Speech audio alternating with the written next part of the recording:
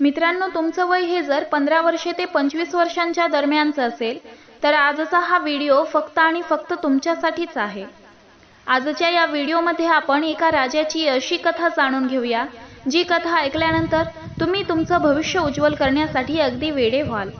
चला तर मग आपल्या व्हिडिओला सुरुवात करूया। मित्रांनो, एक राज्य होतं। त्या राज्यामध्ये असा नियम होता की जो राजा असेल त्याला फक्त 5च वर्षे राज्य करण्यासाठी दिली जायची आणि जेव्हा त्याची राज्य करण्याची 5 वर्षे संपायची तेव्हा त्या राजाला उत्तम कपडे घातली जायची आणि त्या राजाला हत्तीवरून एका अशा ठिकाणी सोडलं जायचं ज्या ठिकाणी घनदाट जंगल होतं, ज्या जंगलामध्ये अनेक हिंस्र पशुपक्षी होते, ज्या जंगलामध्ये त्या राजाचं जिवंत राहणं हे अतिशय मुश्किल होतं। अशा ठिकाणी त्या राजाला सोडलं जायचं। जेव्हा त्या जंगलामध्ये त्या राजाला सोडलं जायचं तेव्हा त्या राजाला खाण्यासाठी काहीही दिलं जायचं नाही। त्याला धन दौलत हत्यारे वगैरे काहीच दिले गेले आणि त्याला सांगितलं की तुम्ही आमच्या राज्याचे राजा व्हा म्हणून। तेव्हा त्या युवकानं प्रथमतः नकार दिला, कारण त्याला माहीत होतं की जेव्हा राजाची राज्य करण्याची 5 वर्षे संपली जायची तेव्हा त्या राजाला एका घनदाट जंगलामध्ये सोडलं जातं म्हणूनच त्याने प्रथमतः नकार दिला। पण त्या प्रतिष्ठित मंडळींनी त्याला अनेक विनंत्या केल्या, त्याला अनेकदा समजावून सांगितलं, म्हणून तो राजा बनण्यासाठी तयार झाला आणि त्या राज्याचा नवा राजा आता तो युवक बनला होता। तो युवक राजा बनल्यानंतर त्याने दुसऱ्याच दिवशी तिथल्या काही मंडळींना विचारले की राजाची राज्य करण्याची 5 वर्षे संपल्यानंतर त्याला कुठल्या ठिकाणी नेलं जातं। तेव्हा त्या राजा बनलेल्या युवकाचे नोकर त्याला ते घनदाट जंगल दाखवायला घेऊन गेले। तेव्हा ते जंगल पाहिल्यानंतर त्या हुशार युवकानं मनाचा निश्चय केला की आपण या भयंकर अशा जागेला एक उत्तम जागा बनवायची, जेणेकरून आपलं 5 वर्षानं जेव्हा राज्य संपेल तेव्हा आपण या ठिकाणी सोडले जाऊ, तेव्हा आपण या ठिकाणी आनंदाने राहू शकू। म्हणून त्या युवकाने त्याच्या राज्य करण्याच्या पहिल्या वर्षामध्ये त्या जंगलाला अतिशय भयंकर बनवणाऱ्या वेली झाडे झुडपे काढून टाकली। त्याच्या राज्य करण्याच्या दुसऱ्या वर्षी त्याने त्या जंगलातील भयंकर असणारे पशुपक्षी त्या जंगलातून बाहेर काढले। त्याच्या राज्य करण्याच्या 3ऱ्या वर्षामध्ये त्याने त्या ठिकाणी शेती करण्यासाठी सुरुवात केली। त्यामुळेच आजूबाजूच्या प्रदेशातील लोकांना असे वाटू लागले की त्या ठिकाणी राहिलं जाऊ शकतं, म्हणून अनेक ठिकाणची लोक त्या ठिकाणी येऊन राहू लागली। त्या राजाने आपल्या राज्य करण्याच्या 4थ्या वर्षामध्ये त्या ठिकाणी अनेक मोठमोठी घरे बांधली। त्याने त्या ठिकाणाला एक भयानक जंगल न ठेवता एक उत्तम प्रदेश बनवलेला होता। जेव्हा त्या युवकाचं राज्य करण्याचं 5वं वर्ष चालू होतं तेव्हा त्या युवकानं त्या ठिकाणाला एक उत्कृष्ट असं विशाल राज्य बनवलं आणि या दरम्यान त्या राजाने आपल्या पैशांची देखील बचत केली होती।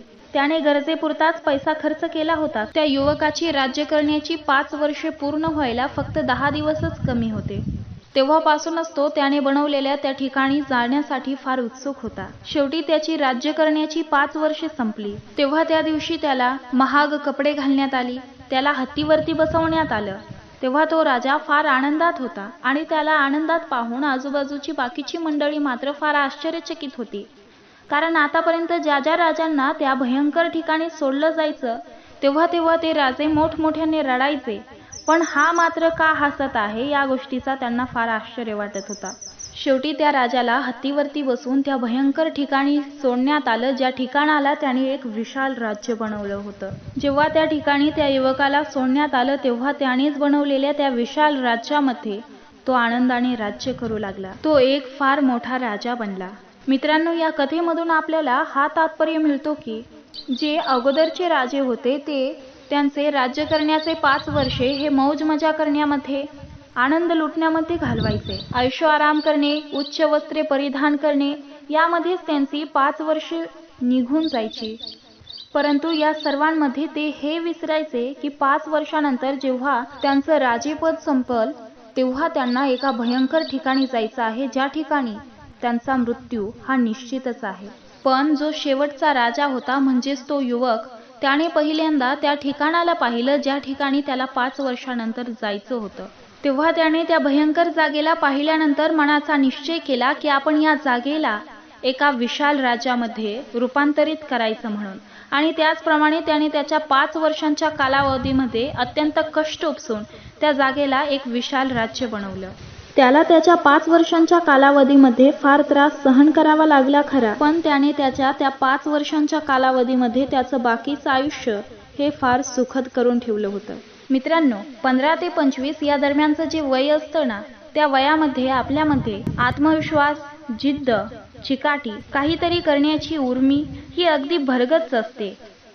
आणि या वयामध्ये जर आपण आळशीपणा, मौज मजा करणे, ऐशोआराम करण्यामध्ये वेळ घालवला ना, तर आपल्यालाही त्या अगोदरच्या राजांना जसं 5 वर्षांनंतर त्या जंगलातील हिंस्र पशुपक्षी खाऊन टाकत होते ना, तसंच आपल्याला देखील भविष्यामध्ये गरिबी, ताणतणाव खाऊन टाकणार आहे. पण आपण जर आळस, ऐशोआराम यांना सोडून आपणही त्या शेवटच्या राजाप्रमाणे आपल्या भविष्याचं नियोजन केलं, आपलं भविष्य उज्ज्वल करण्यासाठी प्रयत्नरत राहिलो, तर नक्कीच आपण आपल्या आयुष्याची बाकीची संपूर्ण वर्षे ही आनंदामध्ये, ऐशोआरामामध्ये नक्कीच घालवू शकतो. म्हणून मित्रांनो, भविष्याचं नियोजन करा आणि भविष्य उज्ज्वल करण्याच्या मार्गावरती वाटचाल सुरू करा.